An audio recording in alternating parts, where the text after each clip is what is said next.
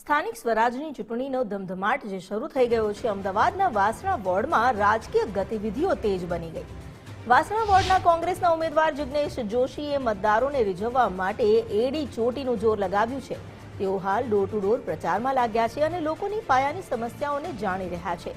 જિગ્નેશ જોશીએ વાસણાની જનતા માટે એક વિશેષ મેનિફેસ્ટો જાહેર કર્યો, જેમાં તેમણે વચન આપ્યું છે કે વાસણા વિસ્તારમાં પીવાના પાણીની ગુણવત્તા સુધારવી એ તેમની પ્રથમ પ્રાથમિકતા રહેશે. નાગરિકોએ તેમની નાની મોટી ફરિયાદો માટે કોર્પોરેશનની ઓફિસમાં હેરાન નહીં થવું પડે. તેના બદલે તેઓએ બનાવેલા ખાસ કાર્યાલય પર જ પ્રશ્નોનો ઉકેલ લાવવામાં આવશે. ટેકનોલોજીનો ઉપયોગ કરી લોકો સીધો સંપર્ક કરી શકે તે માટે હેલ્પલાઇન સુવિધા પણ અપાશે. પ્રચાર દરમિયાન જિગ્નેશ જોશીએ વર્તમાન કોર્પોરેટર પર નિશાન સાધતા જણાવ્યું કે છેલ્લા 5 વર્ષમાં ભાજપના શાસનમાં સ્થાનિકોની અનેક રજૂઆતો છતાં સમસ્યાઓ ઉકેલાઈ નથી. લોકો ગંદકી, પાણી અને રોડ રસ્તાના પ્રશ્નોથી પરેશાન છે અને આ વખતે વાસણાની જનતા પરિવર્તન ઈચ્છી રહી છે, જેથી આ વખતે વાસણા વોર્ડમાં પરિવર્તનની આશા રાખી રહ્યા છે.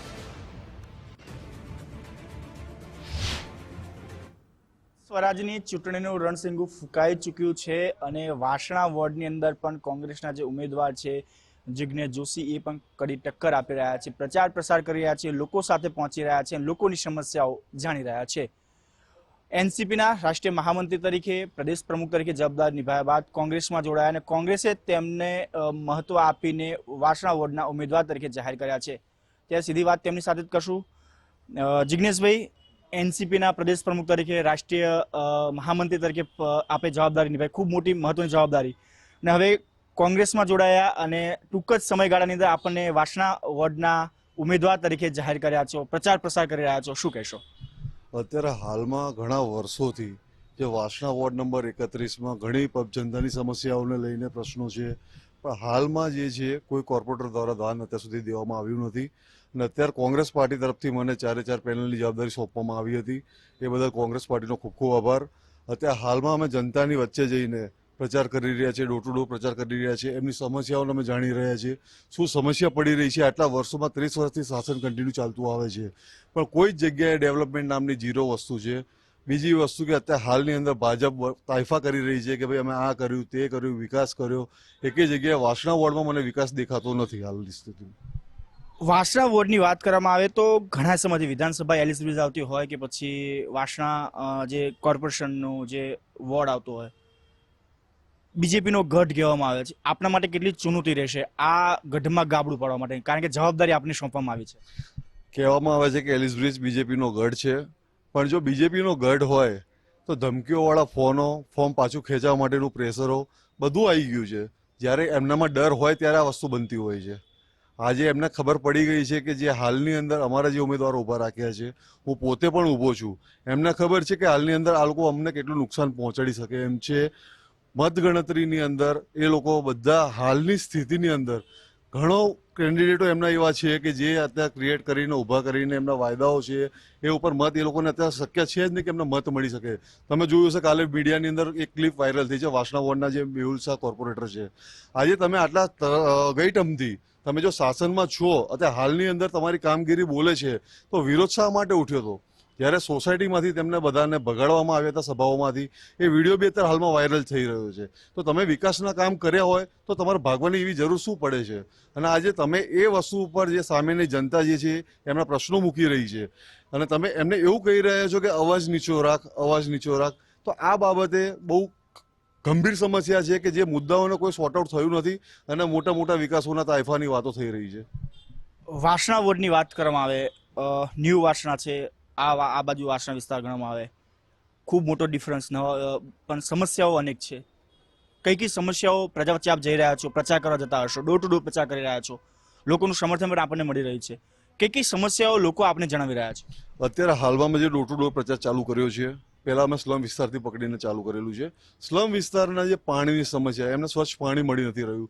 બીજી વસ્તુ ગટરની સમસ્યા જે 365 દિવસ ઉભરાતી રહે છે, એનું પાણી બેક મારે છે, તેની દુર્ગંધ, ત્યાંથી રોગો થઈ રહ્યા છે બધાને. અને બીજી વસ્તુ એ છે કે જે અત્યાર સુધીનું જે હાલની અંદર વાસણા વોર્ડમાં ફૂટપાથો તોડી છે, બનાવી છે, તોડી છે, બનાવી છે, એમ કરીને ઘણા કૌભાંડો છે કે જેની આપણે કોઈ વિચારી બી ના શકીએ. હાલની અંદર આ કૌભાંડના નામે બધું ઝીરો છે, શૂન્ય, કોઈ વિકાસ દેખાતો નથી. બીજી વસ્તુ કે જે અત્યારે હાલમાં વાસણા વોર્ડમાં જે કોમ્યુનિટી હોલ જે ઊભો કરેલો છે વર્ષોથી છે, એ સંપૂર્ણપણે અત્યારે બંધ છે. કોઈના જનતાના સામાજિક પ્રસંગો કરવા હોય તેના માટે પણ ખોલવામાં આવ્યા નથી. અત્યારે અમારી જે મુદ્દાઓ જે મેનિફેસ્ટોને અમે ઉતર્યા છે, જે અમારા વાસણા વોર્ડના સ્થાનિક મુદ્દાઓ છે, કે જે મુદ્દાઓને અમે પહેલું જ ટાઇટલ આપ્યું છે, અમે કામ કરીને બતાવીશું, ખોખલા વચનો નહીં કરીએ. અત્યાર સુધી પાર્ટીમાંથી બધી જગ્યાએ બીજેપી છે, બધા ખોખલા વચનો જ કરીને વોટો માગેલા છે. પણ અમારો એક જ ઉદ્દેશ છે, જે અત્યારે અમારી જે ઉમેદવારની પેનલો છે બધી યુવા ભણેલા ગણેલા છે, એટલે એ પ્રમાણે અમે પોતે જાતે મેનિફેસ્ટો બનાવ્યો છે વોર્ડ પ્રત્યે, કે વોર્ડની સમસ્યાઓ જનતાને કેટલી છે. એ સમસ્યાઓને લઈને અમે એમના મુદ્દાઓ લખેલા છે પત્રિકાઓમાં, અને ડોર ટુ ડોર અમે પ્રચાર કરી રહ્યા છીએ. બીજી હાલની વસ્તુ જે અત્યારે હાલની અંદર પાછળ વાસણા ન્યૂ વાસણાના પાછળનો ભાગ ડમ્પિંગ સાઇડને બધું ચાલી રહ્યું છે. ગટરની સમસ્યાઓ, બીજી કચરાઓની સમસ્યાઓ છે. મહિના સુધી કચરો કોઈ ઉપાડવામાં આવતો નથી કોર્પોરેશન દ્વારા. તમે વાત કરી પત્રિકાઓ બનાવી છે, વાસણા વોર્ડનો મેનિફેસ્ટો બનાવે છે. મેનિફેસ્ટોમાં કઈ કઈ બાબતોનો ઉલ્લેખ કરવામાં આવ્યો છે? મેનિફેસ્ટોની અંદર જે જાહેર જનતાને જે બધી સમસ્યાઓ થઈ રહી છે એનો મેં લિસ્ટ તૈયાર કર્યું હતું પહેલા, જ્યારે ઇલેક્શન પહેલા મેં લિસ્ટ તૈયાર કરેલું છે. પછી અમે મેનિફેસ્ટોની અંદર એવી વાત મૂકેલી છે કે જે તમે સ્વચ્છ પાણી અમે આપીશું, ગટરની સમસ્યાઓ માટે આપીશું. બીજો અમે પોઈન્ટ એ એડ કરેલો છે કે અમે 24 કલાક, જો અમે જીતીને આવીશું તો 24 કલાક અમે પાર્ટી કાર્યાલય તમારા માટે ઓપન રાખીશું. એક ટોલ ફ્રી નંબર રાખીશું. જે સમસ્યાઓને લઈને તમને કોર્પોરેશન સુધી પહોંચવું ના પડે, એ સમસ્યાનો ઉકેલ અમે અમારા તરફથી લાવીશું. મેનિફેસ્ટો તો વાસણાની વાત કહી, પ્રદેશ દ્વારા પણ અમદાવાદ શહેરનો મેનિફેસ્ટો જાહેર કરવામાં આવ્યો છે, સામે બીજેપી મેનિફેસ્ટો જાહેર કરવામાં આવ્યો છે. આ બંને મેનિફેસ્ટો કઈ રીતે જોઈ રહ્યા છો? બીજેપીના મેનિફેસ્ટો જે છે એ બજેટમાં જે પાસ થયેલું છે વારંવાર એને જ ઘસવામાં આવે છે, એની જ વસ્તુ રિપીટ કરવામાં આવે છે. નવા વિકાસ માટેની વાત કરો ને, જે મેનિફેસ્ટો તમે નવો લાવી રહ્યા છો એની વાત કરો ને. તમે જૂના મુદ્દાઓ પકડીને તમે એને જ ઘસઘસ કરીને બજેટમાં જે ફાળવી દીધેલું છે, જે અત્યારે ચાલુ છે, તમે એનું જ બતાવી કરો. કંઈક નવું લાવો, કંઈક નવું ડેવલપ માટેની કોઈ વસ્તુનું બજેટ ફાળવો છો તો એના મુદ્દાઓ તૈયાર કરો. આ બધી સમસ્યાઓની વાત થઈ. હવે તો પ્રચારનો સમય છે, પ્રચાર પણ જઈ રહ્યા છો. લોકોનો પણ જો આપણને ઉત્સાહ ઉમંગ આપના તરફ મળી રહ્યો છે, જીતનો કેટલો વિશ્વાસ?